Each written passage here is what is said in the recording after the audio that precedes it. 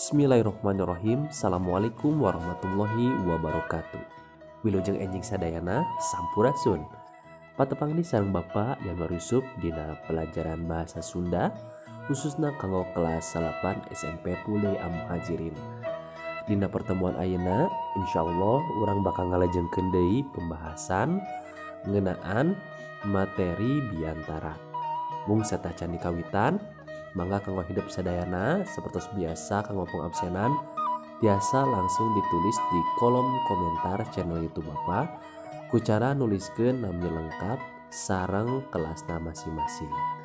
Nah, baik urang kawitan wae materi anu ayeuna ya ngeunaan biantara. Tah minggu kamari urang atos ngabahas ngeunaan hal-hal naon wae sih anu kudu dipikamilik ku orator. Nah ya Bapak bakal sakadikeula ngajelaskeun anu minggu kamari. Jadi hal anu kudu dipikamilik ku orator teh kahiji nyaeta orator kudu bisa nepikeun biantara kalawan nggunakeun ungkara bahasa jeung etika numerna. Nu kadua nyaeta dina biantara orator kudu bisa ngirut paniten anu ngabandungan. Katilu nyaeta orator kudu bisa nepikeun biantara kalawan ngagunakeun kalimah-kalimah anu efektif serta sistematis. Nah, dina ayeuna pembahasanna mangga sadayana hidep buka buku paketna halaman 15. Urang ngabahas materi anu B nya poin B ngeunaan materi pangdede, nada, rasa, tekenan, rendegan, jeung intonasi. Nah, popaina bakal dibahas hiji-hiji. Dina prakna biantara salianti urang kudu parigel dina nyusun bahan biantara, urang oge kudu parigel dina hal ngolah sora atawa dina carita. Nah, nyarita dina biantara tangtu beda jeung nyarita lamun urang keur paguneman sapopoe jeung baturan. Sangkan parigel dina prakna biantara hidup kudu mampu ngalarapkeun tekanan, dangka, nada, randegan, jeung lentong sora. Nah ayeuna urang pedar hiji-hiji atau urang bahas hiji-hiji naon si tekanan teh, naon dangka teh, naon nada teh jeung sajabana ya. Anu kahiji nyaeta aya disebut tekanan. Nah nya tekanan atawa dina basa Sundana tekenan ya. Nyaeta tarik alona, alon itu maksudnya launa nya tarik launa sora waktu nyarita.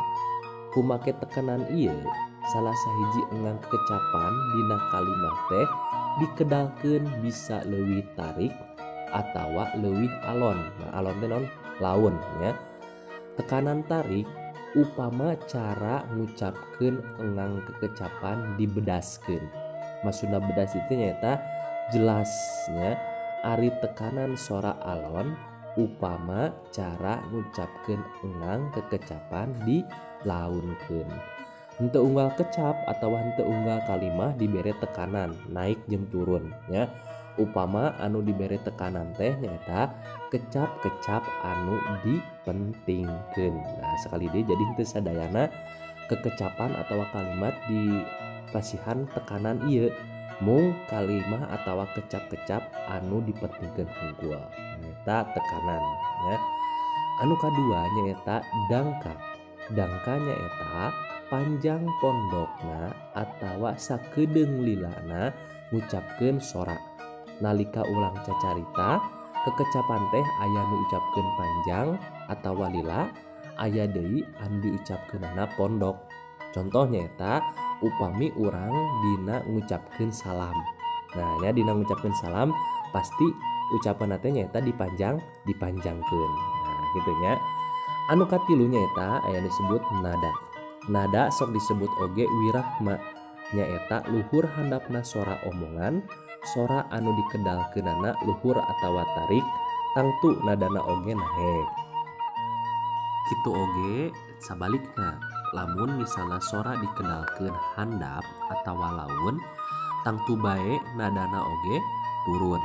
Nah ya dina nada bisa dibagi jadi 3 bagian. Nah ya kahiji nyaeta nada naek. Naon nada naek teh?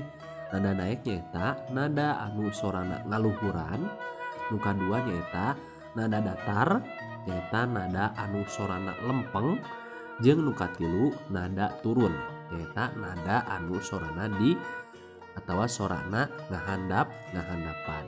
Nah saleresna nada ieu hampir sami jeung dina tekenan atawa tekanan. Nah oke. Anu kaopat ayeuna nyaeta randegan. Randegan teh nyaeta ciri eureuna sora dina basa. Eureuna sora nu dicirian ku randegan teh patali jeung eungapan atawa napas. Nalika ngaluarkeun sora nurutkeun tempatna randegan dibagi jadi 4 rupa. Kahiji nyaeta aya sendi tambah. Sendi teh nyaeta sandi nya. Anu kadua aya sendi tunggal. Anu katilu nyaeta sendi rangkepan. Jeung anu kaopat nyaeta sendi kepang. Nah ya, urang bahas hiji-hiji unggal setiap sandi atawa sendi ieu. Nu kahiji nyaeta sendi tambah. Sendi tambah nyaeta dilambangkeun ku lambang tambah atawa plus. Nyaeta sendi anu randegan anu aya di antara dua engang atawa leuwih dina hiji kecap.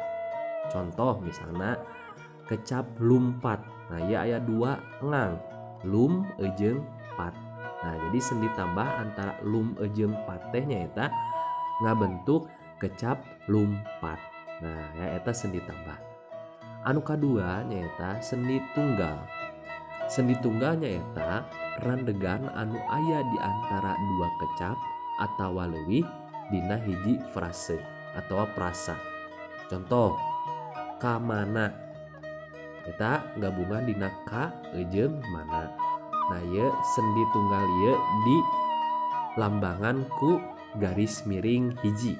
Nah ya sama margi di dia disebutna sendi tunggal. Anu katilu nyaeta sendi rangkepan. Nah ya garis miring tapi dua ya sendi rangkepan. Sendi rangkepan nyaeta randegan anu aya di antara dua klausa atawa kalimat.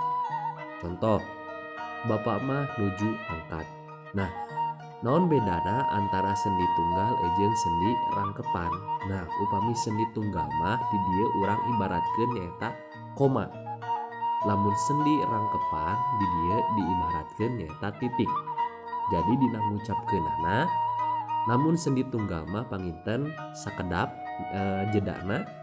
Lamun sendi rangkepan mah rada lami. Nah eta bedana antara sendi tunggal jeung sendi rangkepan. Anu salajengna nyaeta sendi kepang rangkepan. Anu mana di dieu digambarkeun atawa disimbolkeun ku simbol hashtag. Sendi kepang rangkepan nyaeta randegan anu aya sememeh jeung akhir kalimat. Gunana pikeun tanda-tanda yen eta kalimat teh geus pamungkas. Pamungkas teh nyaeta terakhirnya. Ieu randegan biasana bareng jeung nada turun. Anu mana turun disimbolkeun hashtag jeung tanda panah kahandap. Nada datar hashtag jeung tanda datar jeung nada naik. Ya, nada naik mah hashtagna di bawah terus aya tanda kaluhur. Nah contoh nu kahiji nyaeta aya contoh di dieu dina kalimah wawaran. Kalimah wawaran teh nyaeta kalimah pemberitahuan ya. Dina kalimah wawaran biasana bareng jeung nada turun atawa kalana jeung nada datar. Contoh kalimatna kuring rek indit karanca Bali. Nah jadi aya datar atawa turun dina nyebatkeun kalimatna. Sakali deui contohna kuring rek indit karanca Bali. Nah itu turun nadana ya. Aya oge datar, tiasa oge datar. Contoh kuring rek indit karanca Bali. Nah itu datar. Anu kadua nyaeta dina kalimah pananya. Nah biasana dina kalimah pananya ieu bareng jeung nada naik. Ya contoh rahmat gering. Nah sekali deui lamun dina kalimat pananya biasana bareng jeung nada naik. Rahmat gering. Nah atawa aya deui dina kalimat parentah. Nah dina kalimat parentah atau perintah biasana bareng jeung nada naik oge. Contoh lumpat.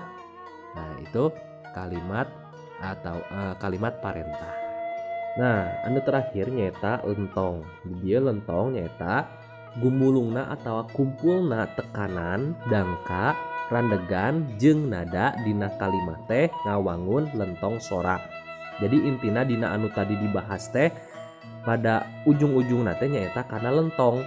Nah, sok sanajan gumulung atau kumpulna antara tekanan, dangka, randegan, jeung nada, lentong museur karena naik turuna nada nyarita atau ngucapkeun kalimat. Kukituna, lentong oge bisa disebutkeun robahna titi nada dina nyarita. Lentong dipengaruhan oge ku kebiasaan atau ciri khas panyatur dina unggal wewengkon atau daerah. Jadi intina lentong teh nyaeta nada nyarios dina unggal daerah. Nah, margi dina unggal daerah logatna teh benten-benten dina nyarios. Contoh misalnya Sunda Purwakarta jeung Sunda Karawang itu pasti nadana atau lentongna teh beda. Pasti ngagaduhan ciri khasna masing-masing. Nah, sakitu panginten kanggo materi diantara nu dina pertemuan ayeuna. Hatur nuhun karena perhatosanana. Sakali deui mangga kanggo pangabsenan tiasa langsung ditulis di kolom komentar channel YouTube Bapak ku cara nuliskeun nami lengkap jeung kelasna masing-masing. Hatur nuhun karena perhatosanana. Assalamualaikum warahmatullahi wabarakatuh. Sampurasun.